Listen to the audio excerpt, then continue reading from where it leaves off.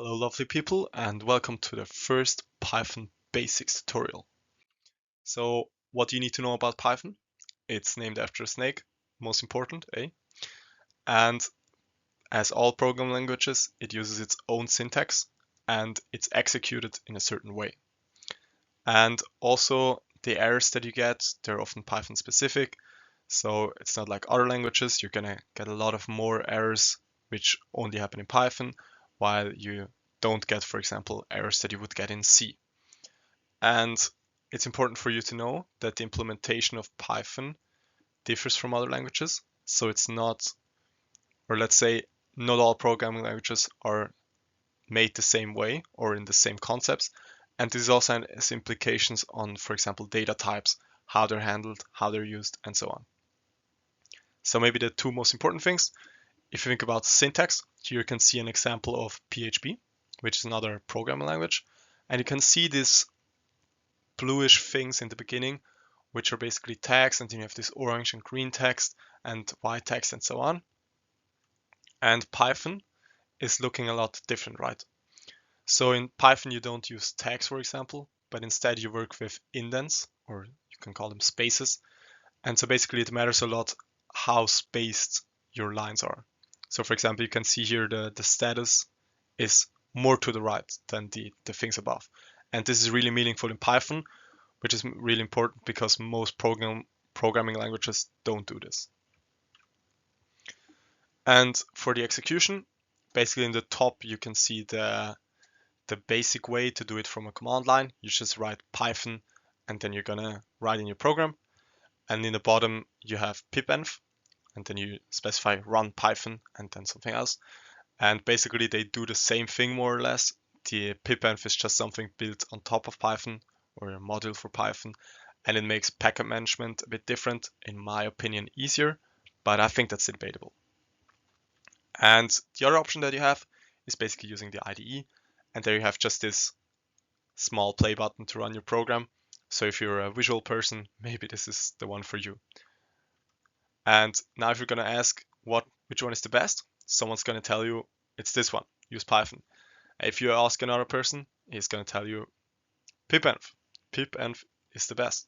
Another person is going to tell you, yeah, the IDE is clearly the king of executing your program. So there's no best way.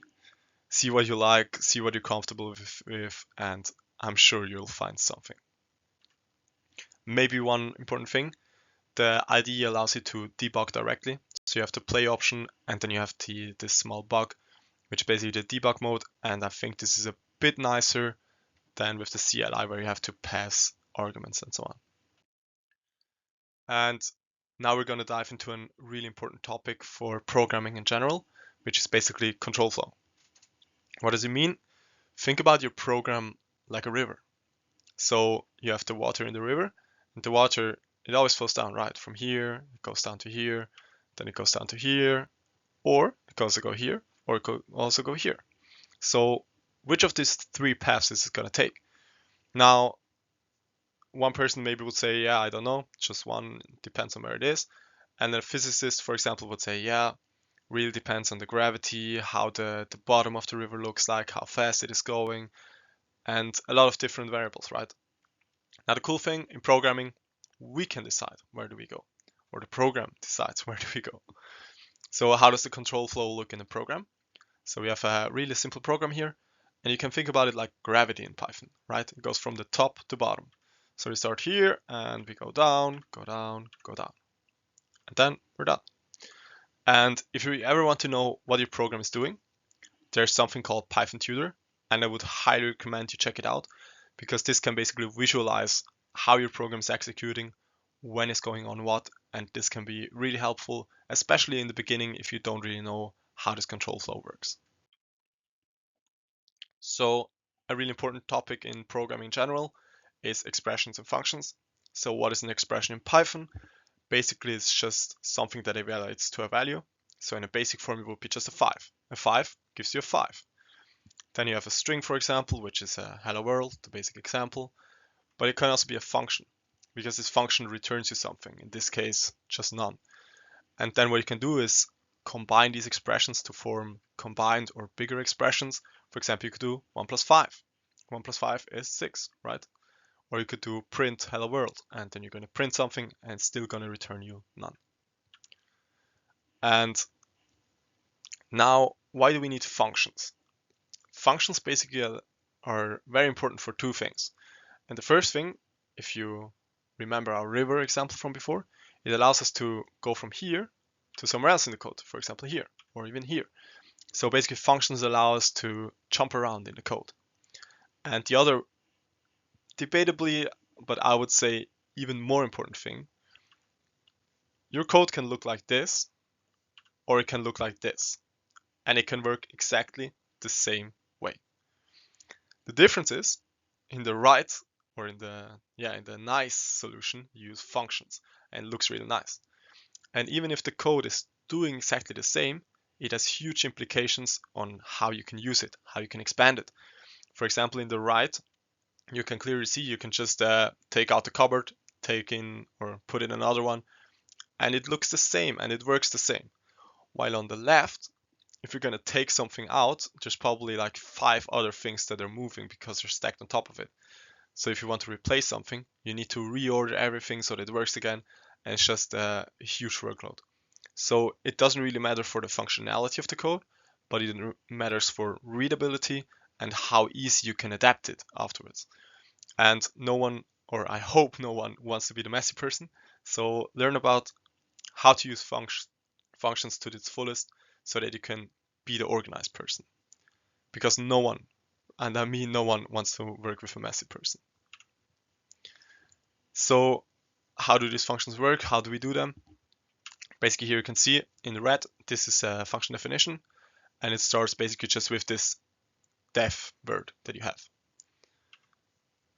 And then in blue, you can see the name. And now you can see down here, we're going to call this function.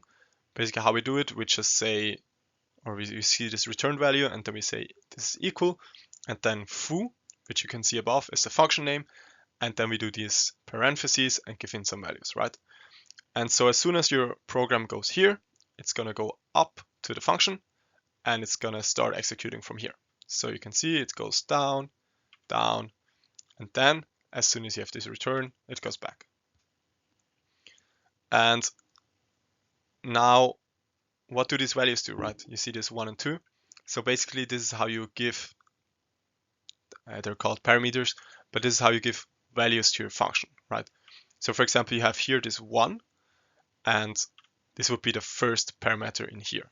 And you can see the IDE already tells us this is the first value, right? So another strong thing why you should use an IDE.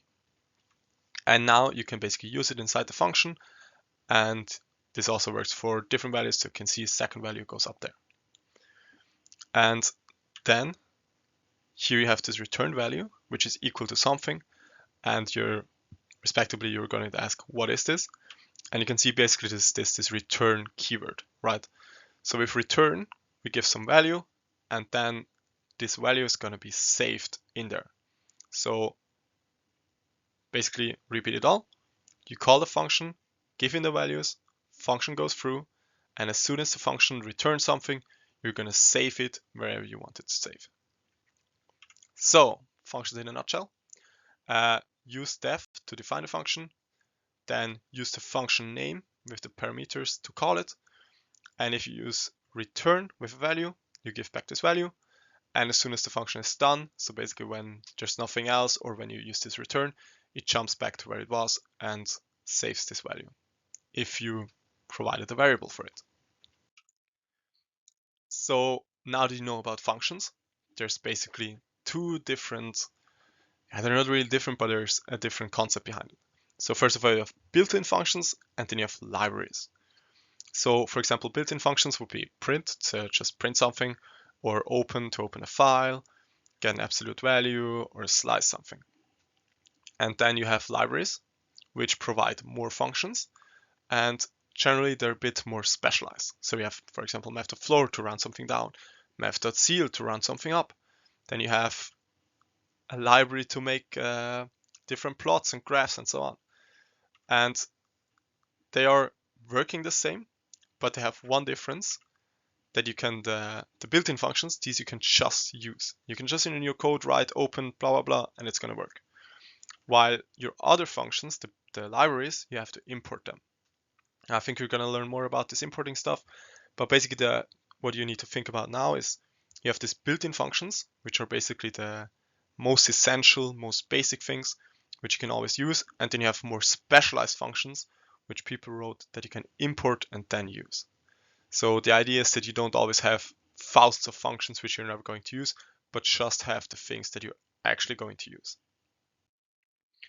Now we have a small note on data types and variables. So basically how you do a variable, you just give the name of your variable and then you say equals to something. And there's some different data types. So here would say number is equal to 5. And so this would be just a number. It's called integer. Read up on it what it is if you don't know. And then you have floating points, such as the decimal number. Then you can give a character, which is a single letter or a single symbol in this case. And then you have strings, which are multiple symbols. And another important one is the Boolean. This one is either true or false, 1 or 0, however you want to call it. And then you have lists. Basically here you give, or it's a collection of values. So you just have these brackets and then you give in multiple values. And then you have dictionaries, which are basically also a collection, but it's a bit different, that you don't have just 1, 2, 3, but you can give, for example, a string to it as a name. So basically you just always have a key and a value, and you don't access it like in a list, but instead here you give the key and then you get your value. So here would say, I want first value and you get the 1. You say, I want third value, you get the 3. So I think this is everything that you need to know to get started and really get your hands dirty. And always remember, you're amazing. You got this. Just take your time, take as much time as you need. Some people get it faster, some a bit slower, but I'm really convinced that everyone can learn it, especially with all the resources that you have. And here again are all the sources. Thanks to the people for the images. Without them, it would be a lot harder because I'm not a great artist.